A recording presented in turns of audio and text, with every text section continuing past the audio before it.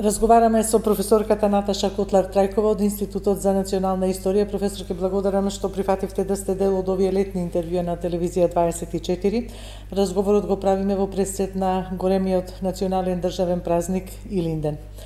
Па, мислам дека немаше да најдеме посоодветна личност, еве да дадеме и значење, нели, малку во перспектива што значи овој празник за македонците и дали достојно го чествуваме и се однесуваме кон него. Многу е значаен во секој случај, затоа што ако одам по документацијата што е присутна во записниците и другите материјали на првото заседание на АСНОМ, ќе прочитаме не само повикување на илинденските традиции, туку постојат образложенија каде што се вели дека создавањето на антифашистичкото собрание, поточно на АСНОМ, представува континуитет на сите вековни македонски борби и што е најзначајно создавање на една македонска држава која ќе биде дел од веќе наговестуваната федерација.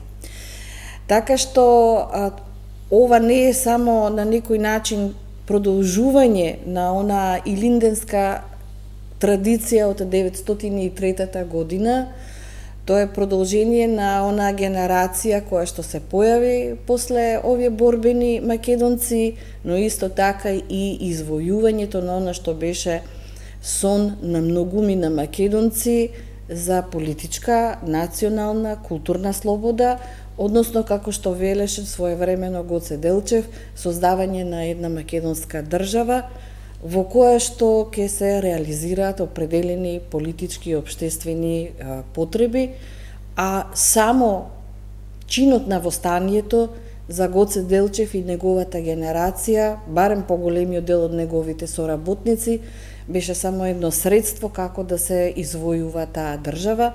Меѓутоа, настаните во историјата обично не одат по една праволинејност, така што ние имаме илинденско востание, на вистина, тука имаме една македонска сериозна содржина, бидејќи најголемиот дел на борците се македонци од македонската низина, меѓутоа постојат и многу фактори, внатрешни и надворишни, кои влијае ова востание да биде задушено и како неуспешно, со огромни жртви и еден катастрофален пораз.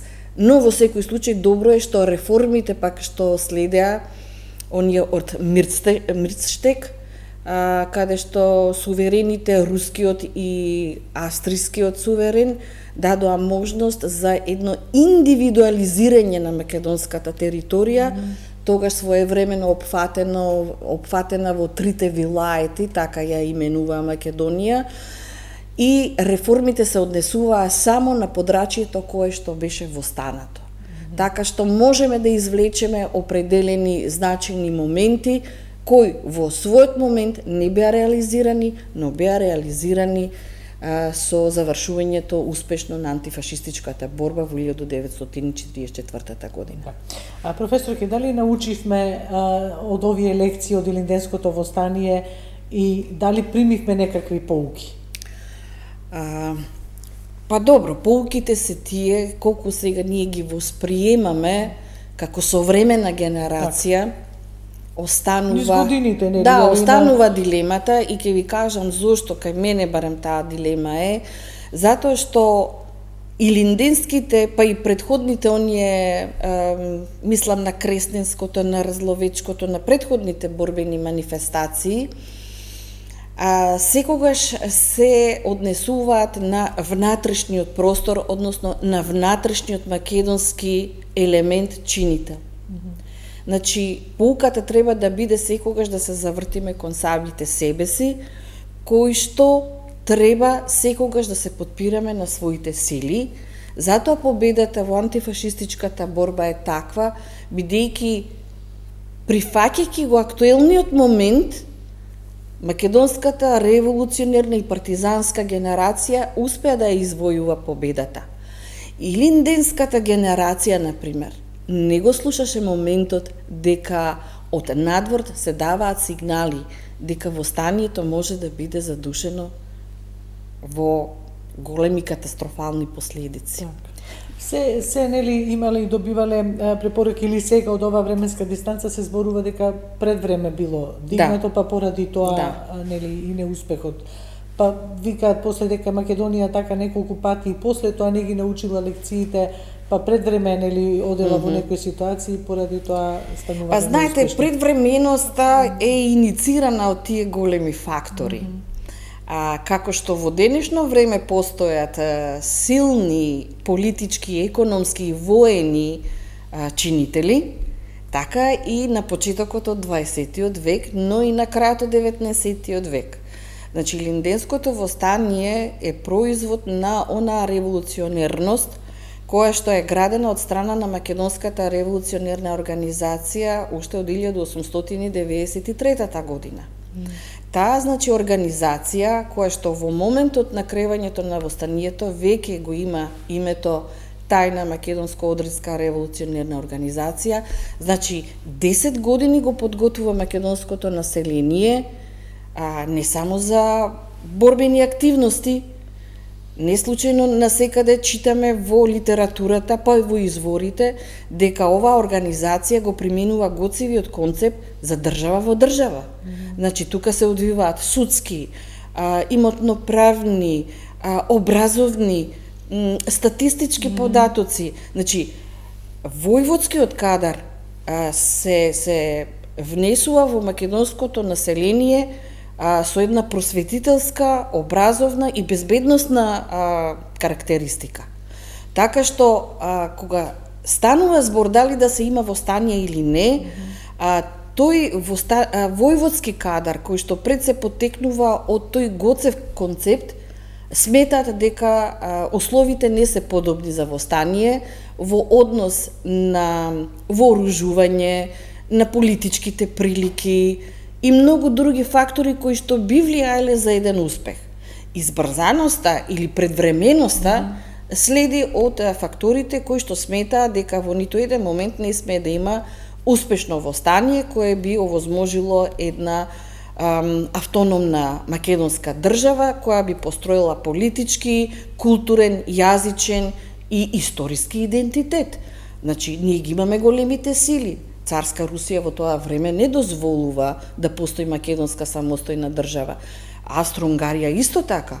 Велика Британија се уште игра на картата некоја автономија околу Македонија, меѓутоа веќе после 908 година расчистува со таа идеја и се знае дека македонскиот простор ќе биде поделен.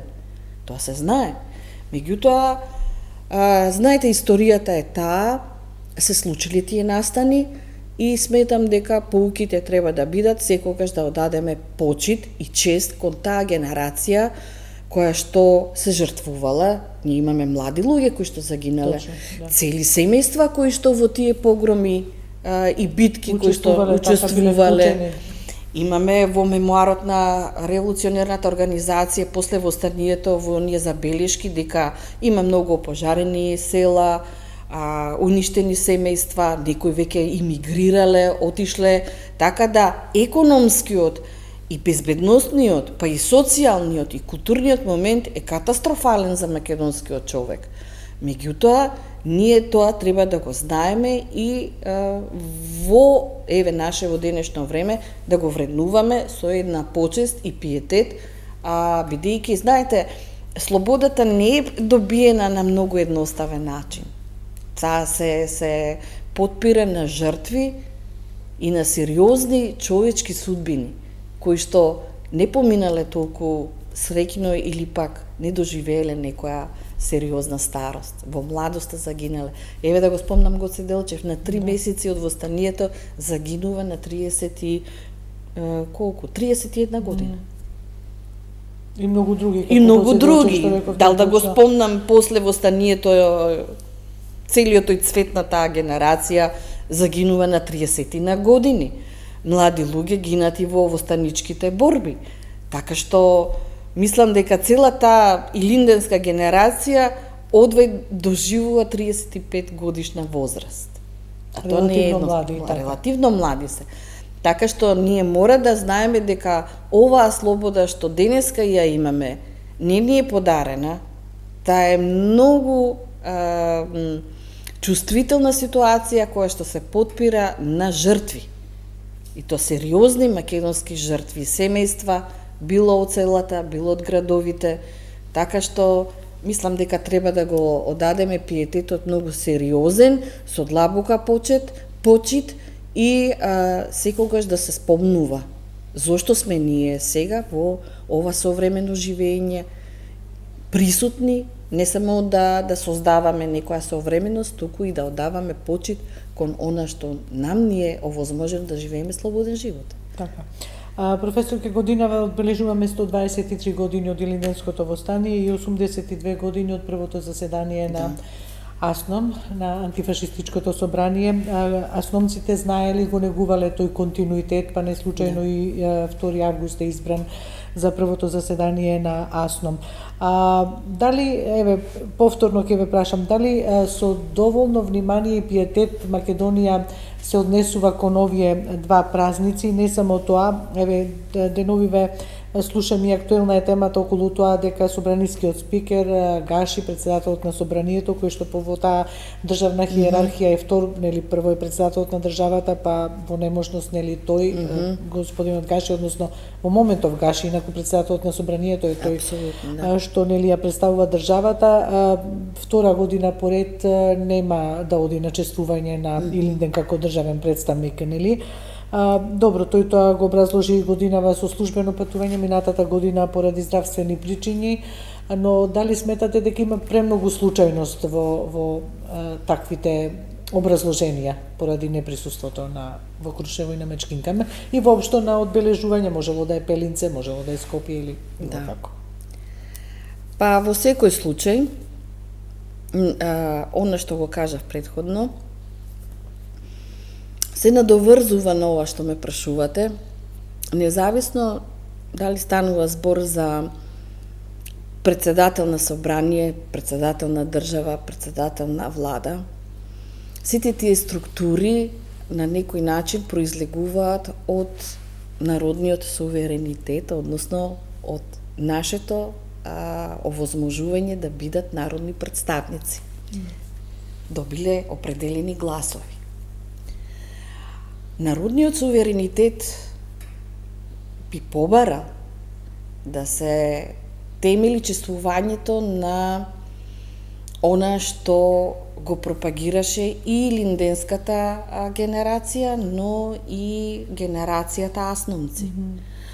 Ако гледаме што беше она карактеристика во Крушевската република, таму нема поделба на македонско население или некое друго население.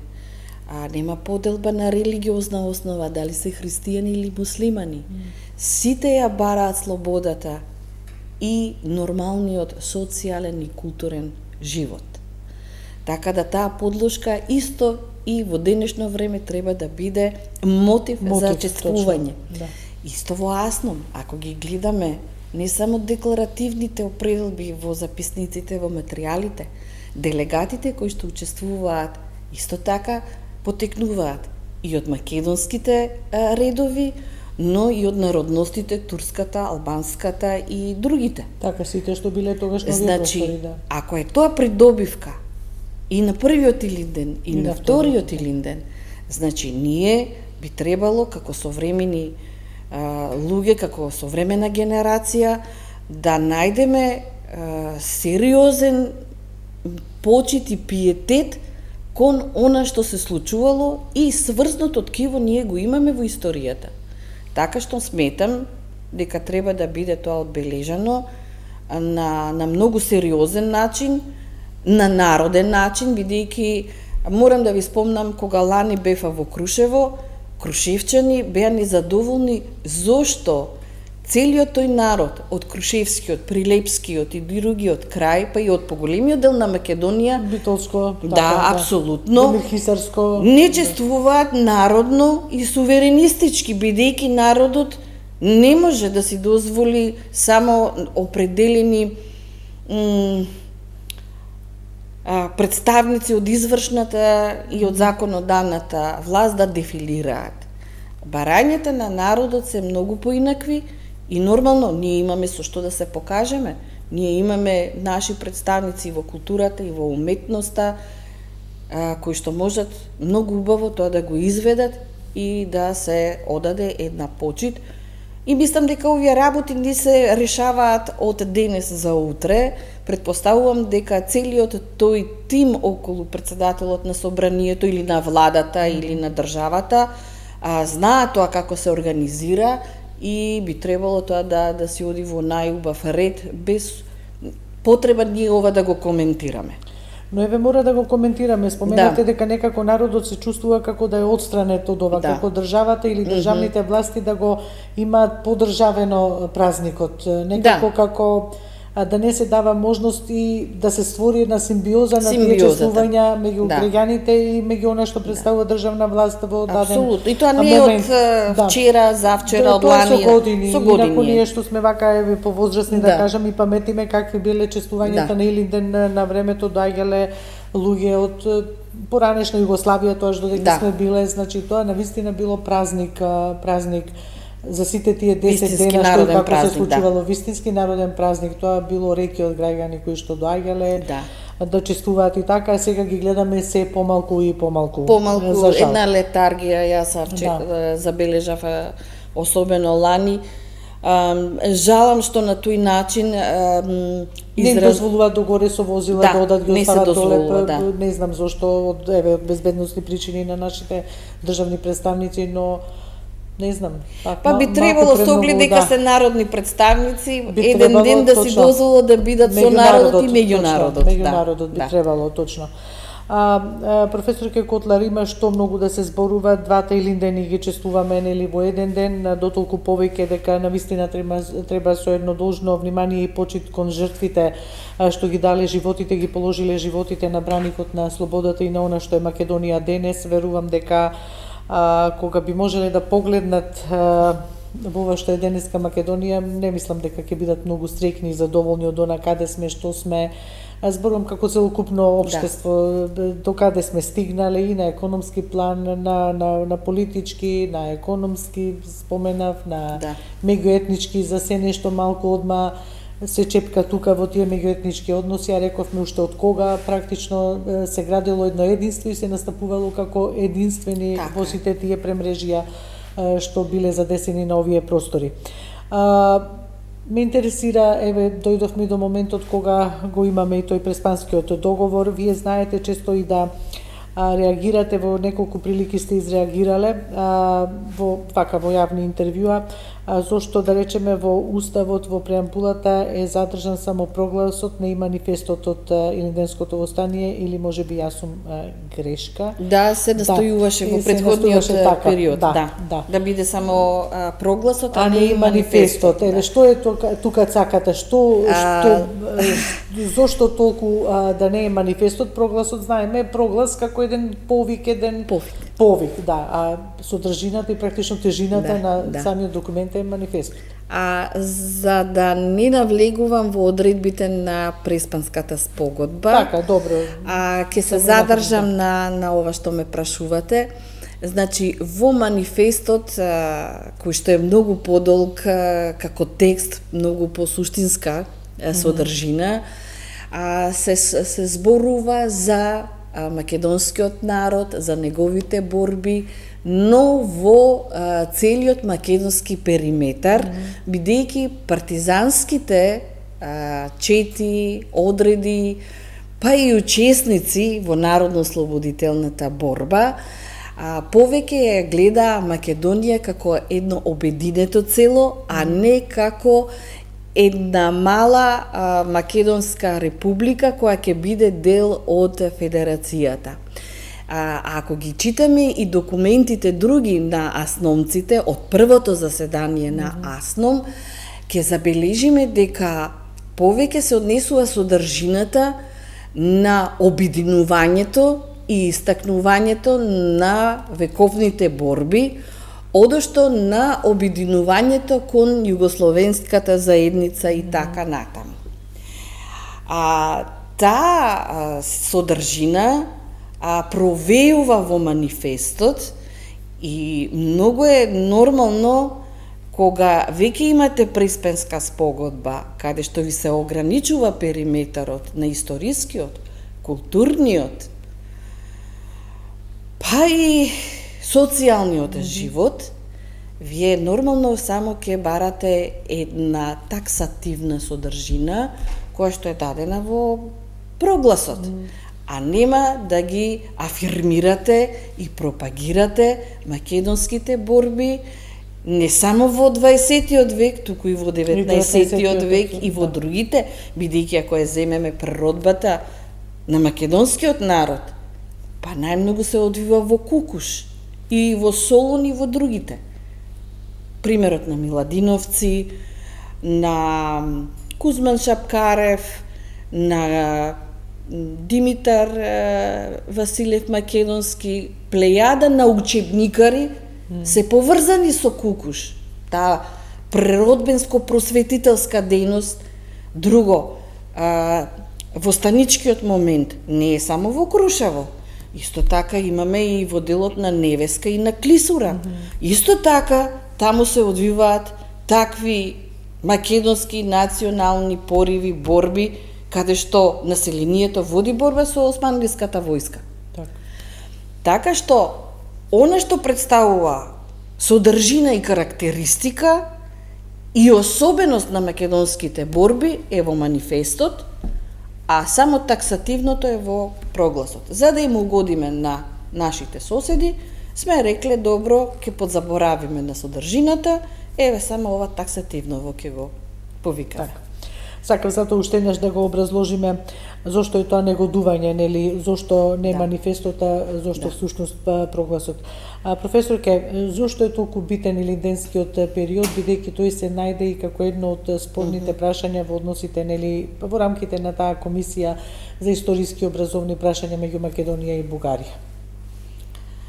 Зошто е толку битен и за бугарската страна, па што го спорува, дали тука има и бугарски елементи, дали населението било бугарско, па кој прв го кренал, дали таа самосвест во тогашен револуционерна мисла повеќе бугарите потикнале или кој?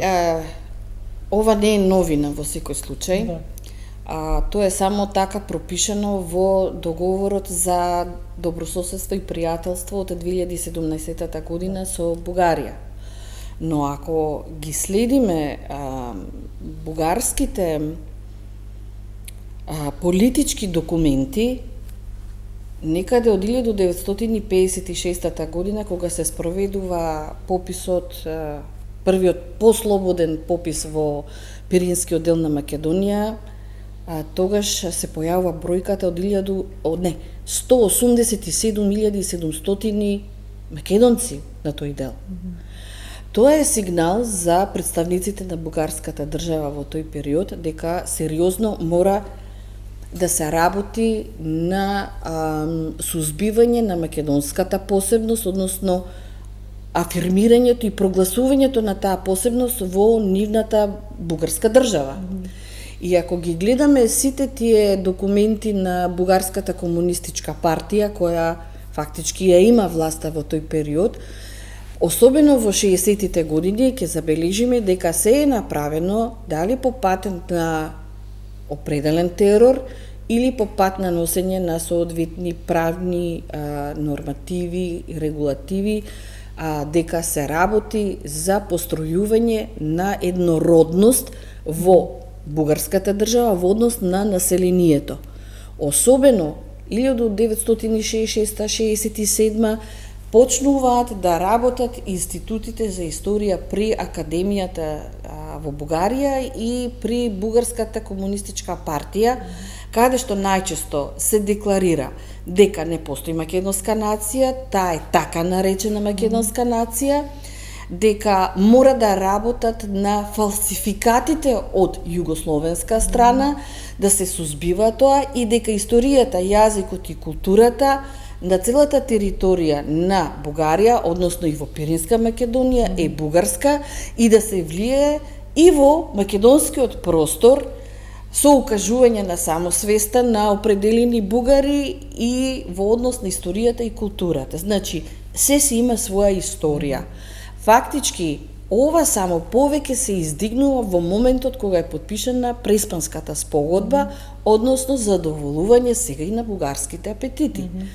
Нормално дека се што е македонско нема да биде признато од бугарска страна и нормално е нивното влијание да го прикријат како држава во учеството на бугарскиот елемент, мислам на државно, велико државниот националистички момент во времето на кнежевството. Така што, ако сме задоволиле еден сосед, сега ни е редот да го задоволиме и другиот сосед. Затоа велам и од секога стојам дека историските работи не смеат да бидат во договорите, мора да се води грижа и за националната историја, а не само и за историјата на соседите. Така. А се одинели со на сентенца дека се споделува нешто, меѓутоа таа грешка, како да кажеме, направена и со двата договори, нели, дека нешто споделуваме, значи нешто што било заедничко, па споделуваме, сега тие се повикуваат, нели, на тој момент и тоа. Вие знаете често да кажете и дека им се лутите на властите поради тоа што не ја користеле доволно македонската научна мисла и достигнувањата на македонската историографија и историја до каде што е дојдена, нели, не е доволно искористена при настапите, бидејќи се накалемија, што велам јас, и овие историски прашања, значи не се гледа само во иднината, туку некој инсистира и историјата да се најде и да биде во еден дел и ревидирана. Ова што го спомнавте потекнува од членот 8 и став 2 и 3, нели, за чествувањето и преамбулата за заедничка историја во доколку македонската политичка номенклатура, сега овдека никого не напаѓам, ниту па амнестирам, биле подготвени со сознанија, со она што требала да го каже историската македонска мисла преку своите институции, требале, значи, сите политички представници во текот на овие 35 години да го акумулираат и да изградат свој одбранбен, да речам, настап кон нашите соседи. Бидејќи нашите соседи тоа го направија со своите историчари и научници и во Грција и во Бугарија. Ние во овие преговори и со двете страни влеговме крајно неподготвени. Никој преку институциите, повторно ќе споменам, никој преку институциите не го собра стекнатото знаење за овие 80 години, што има да каже македонската историографија и што има да каже македонското научно истражување. Така што, колку време и да има и во иднина, ние ќе бидеме навистина во многу непријатна ситуација, бидејќи не го земаме искуството на она што го прават нашите соседи. Затоа што да не заборавиме и 99-та година, зашто македонскиот премиер му подпиша на бугарскиот Иван Костов како беше, дека немаме ние никакви проблеми и таа декларација се подпиша. Повторно сме биле неподготвени, не сме сакале да знаеме што се случува. Тогаш опозицијата напаѓаше. 2017 година таа опозиција беше власт, подпиша исто така катастрофален договор, при што сегашната актуелната власт повторно не ги користи институциите. Ние имаме луѓе кои приватно, сами иницијативно си учествуваат во некои комисии, а институциите повторно не се консултирани. Ако сакате здрав, сериозен настап, вие мора да ги користите сите институции. Точно е, колку Институтот за национална историја. За историја, имате факултет при УКИМ, филозофски факултет, Академијата на уметности. Државниот архив е тука со таа државен архив. Значи, целиот ЕСНАФ, научно-истражувачки, мора да биде во таа акумулирана одбранбена позиција со знаење и со постигнување. А сега, ако сакаме ние да одиме при очи слепи, тоа е веќе друга работа. Така, еве, дали со ова одење при очи слепи ние оддаваме доволна важност на овие два светли датума, што Па не, практично за ден во два ги денешно пишуваме. време не, имам чувство дека не е разбрана пораката на двата Илиндена, бидејќи ако сватите што е пораката, би ја ценеле слободата, да творите, да создавате, да креирате и да браните една своја македонска држава на соодветен начин. Така, професор, ќе благодарам што бевте дел од овие летни разговори, што еве некако се погоди предпразнично да проговориме со должна почит, се разбира и кон двата Илиндена. Благодарам.